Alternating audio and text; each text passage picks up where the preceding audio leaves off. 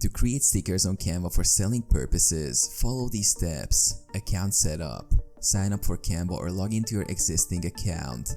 Navigate to the Create a Design tab and select Custom Dimensions to specify your sticker size. Design creation. Use Canva's design tools to craft your stickers. Add images, text, shapes, or backgrounds. Ensure your designs are original or that you have the appropriate licenses for any images used. Format and adjustments. Choose a format suitable for printing stickers, usually PNG or PDF. Adjust the design size and resolution to fit the sticker's intended dimensions. Quality check. Ensure the design's quality is appropriate for printing. Verify the colors, image resolution, and overall design aspects to guarantee a high-quality print. Upload and sell. Once you're satisfied with your designs, save them on your computer. You can then sell them on various platforms like Etsy, Shopify, or your website. Market your stickers. Promote your stickers on social media platforms or marketplaces. Use appealing visuals and descriptions to attract potential buyers. Fulfillment. If you're handling fulfillment, ensure you have the necessary materials and a reliable printer for high-quality prints.